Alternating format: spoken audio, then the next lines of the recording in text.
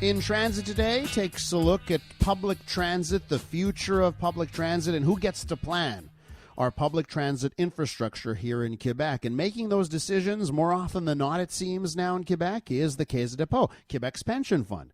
They've had most of the planning power since 2015, but some critics say the fund is too focused on profits, not focused enough on the long-term health of the public transit system. One of those detractors is with us today. Peter Trent is the former mayor of Westmount, and also a former board member of the STM. Peter, welcome back to the show.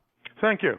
And I know the last time you were on this program, I think, was in the wake of your resignation from the STM board, correct? Now, at the time, part of the reason you left the STM board is you felt the STM was being left out of the decision-making process. Take us from the last time we spoke. How have those things developed? Well, first of all, one of my big problems is the REM, which, as you know, is being installed by the Caisse de dépôt.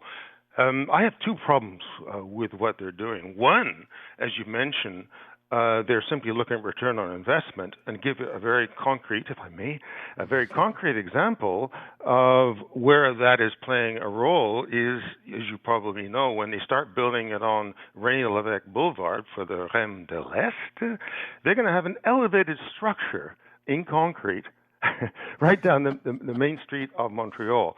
Yeah. It's going to be absolutely awful. And their answer is, well, it's going to cost too much to bury it. So that's number one issue I have with them. All decisions are being made on return on investment. And as a pensioner, I have no trouble with that. But the point is, you have to weigh the two issues, public transit and pension. The second problem I have is the REM is doing its own thing. Let me give you one very interesting example of that. The STM was only advised about their big $10 billion plan for the REM de l'Est through the media. So it's a bit like there's just too many players on the ice, each wearing a different colored jersey. You know? Yeah, and Peter, listen, I think as I mentioned the last time you were on, I am very much on team. We cannot allow the train to ugly on René-Lévesque to happen, right? That's going to be a train that will be an eyesore for a very long time. But the one thing that concerns me is it seems like in this province right now, we look at any transit problem. Like we have an issue with public transit. We want to provide better service east, west, north, south. And the answer is invariably, well, let's do a REM.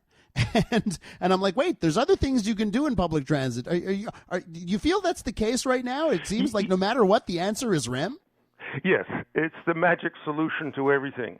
Why? Because essentially they're doing it without any consultation, certainly with their partners. So they have ultimate power, as you know. They can do what they wish. And I think, the problem we have is the STM has been around for a long, long time. You may recall the STM from 1966 to 1988 built 64 metro stations, right? Since then, they've built nothing. All because Quebec is always creating these structures, whether it's the REM, whether it's the ARTM. There's many structures that existed before that.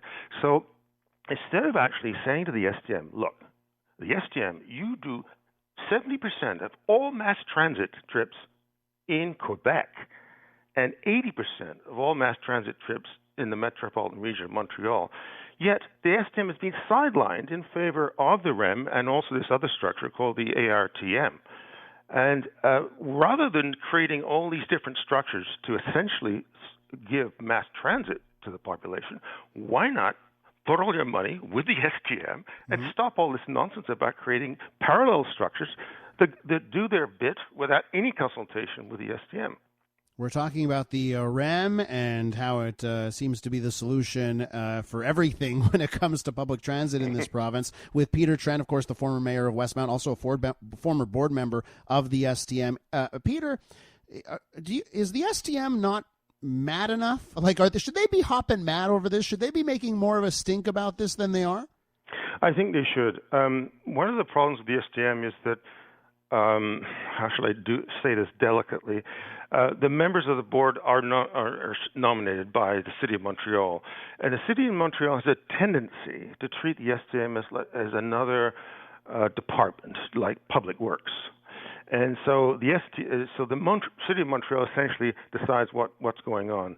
what the STM should become is a more independent body, like the REM, and not be beholden to the city of Montreal. And when there's another election, then the new mayor will then sort of decide what happens to the STM. Public transit is too important to be politicized.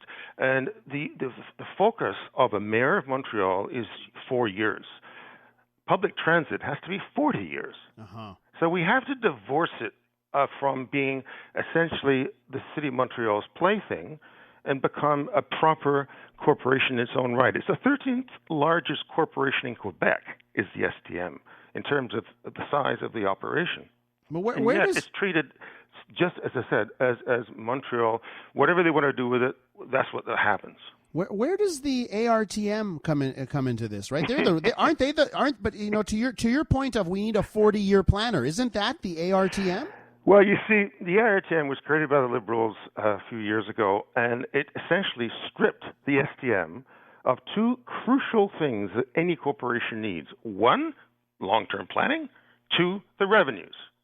So the STM is no longer responsible for revenues, no longer responsible for planning. And the ARTM, in theory, is responsible for that. But there's two problems with that. One, the board of the ARTM know nothing about mass transit.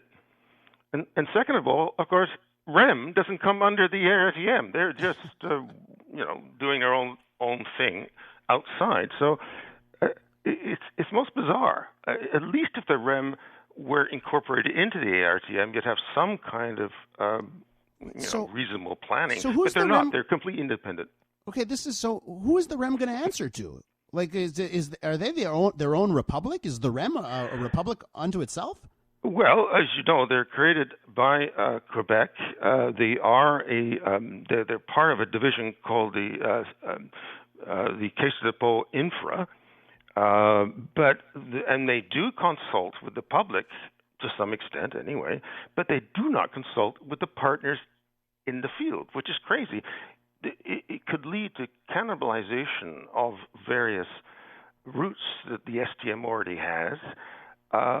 They don't sit down with the STM before they make a decision, and so and then the ARTM sort of floats around in a sort of a vapor. So this is why I quit. I didn't want to lend my name to this exercise anymore. It became rather stupid. What they have to do is essentially say, look, the STM runs 80% of the transit in the Montreal area. Let's have them run everything. And the REM either report to them or at least cooperate with them. And the ARTM has no reason to exist. Well, I certainly hope that we don't end up in a situation where they decide to start building REM/casinos or REM/hospitals because they're trying to do both things at the same time. It seems to be the answer for everything in this province. Peter Trent, always a pleasure talking to you. Thank you so much. My pleasure, too. Right. There's Peter Trent, former mayor of Westmount, former board member of the STM.